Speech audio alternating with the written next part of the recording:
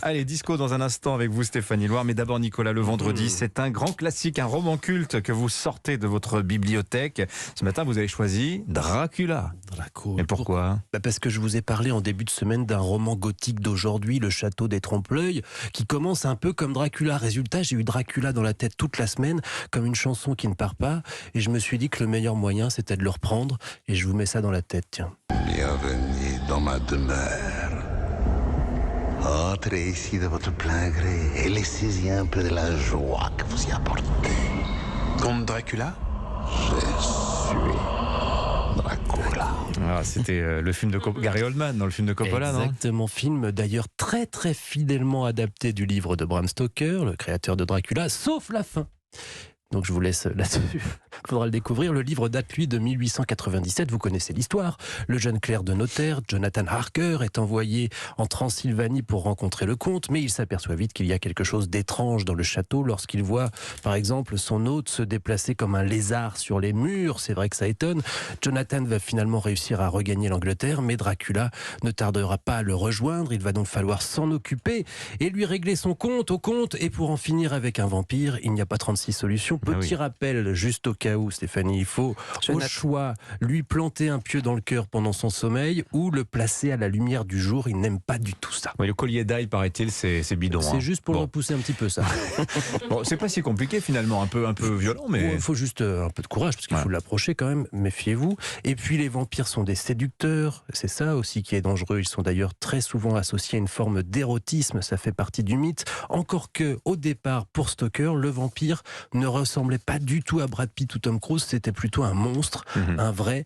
Et Jonathan Harker est aidé par un chasseur de vampires, Abraham Van Helsing. Alors on dit que Bram Stoker a été inspiré pour bâtir son Dracula d'un personnage réel, le comte Dracula. Absolument. L'écrivain s'est inspiré des légendes d'Europe de l'Est d'abord et des rituels anti-vampires qui existaient vraiment, mais aussi d'un personnage bien réel et tout aussi cruel que son homologue de fiction, Vlad Tepes Dracul, un seigneur de guerre de Transylvanie du XVe siècle, surnommé Vlad l'Empaleur, parce qu'il avait cette petite manie d'empaler les prisonniers de guerre sur le champ de bataille pour terrifier l'adversaire. Il buvait aussi leur sang en regardant ce spectacle, chacun ses vices, et au passage, Van Helsing aussi est inspiré d'un véritable spécialiste des vampires, mais dans la vraie vie, c'est un historien, pas un chasseur de monstres.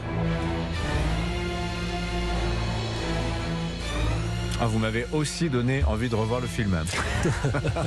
Dracula, donc de Bram Stoker, à lire ou relire en plein jour. Tiens, comment sonoriseriez-vous un manoir transylvanien ? Peut-être avec du disco. Voilà, une boule à facettes et un bon disque de Céron, pourquoi pas, Stéphanie Loire ? Oui, puisque Céron, l'alchimiste de la fusion des synthétiseurs électroniques et des orchestrations symphoniques dans les années 70, l'orfèvre français de la disco, qui a vendu plus de 30 millions de disques dans le monde, va publier un nouvel album sobrement intitulé Céron by Céron.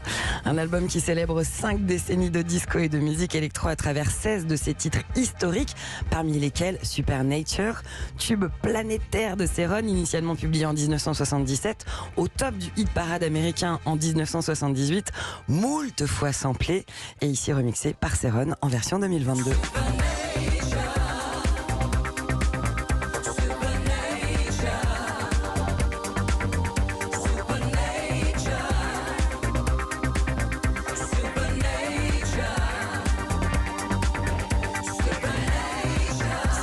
Qui vient nous rappeler que ce soir c'est le week-end, qu'on va pouvoir se laisser aller sur le dance floor éventuellement. Ah mais oui, mais même dans la voiture le matin.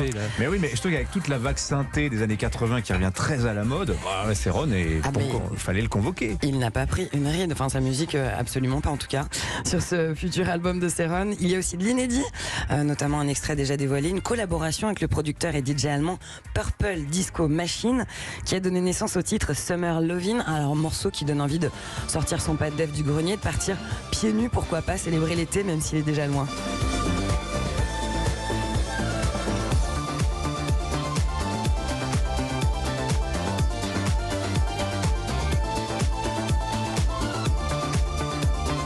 La Céron by Céron, ça vous a fait bouger la tête, bouger les pieds. Vous aussi.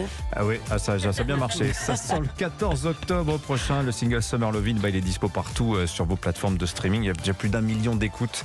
On peut parler d'un succès. Je crois, exactement. Autre nouveauté, c'est toujours dans le rayon musique électronique. Ouais, j'ai décidé de vous emmener dans la bulle électro ce matin. Je vous présente le nouveau single du DJ producteur lillois en lice dans la catégorie révélation lors des dernières victoires de la musique, c'est Mid. Alors Mid, c'est un peu l'anti-héros de l'électro, un mec hyper sympa, très talentueux qui mélange l'humour, la mélancolie dans une musique à gros potentiel festif. Son nouveau single, il est issu d'une collaboration avec le duo Picard Brothers, qui sont producteurs pour Diplo, Dua Lipa, Mark Ronson, Beyoncé, Madonna, de belles références. Le titre s'appelle I Made It, comme un message pour nous signifier que la musique électronique, c'est avant tout du fait maison.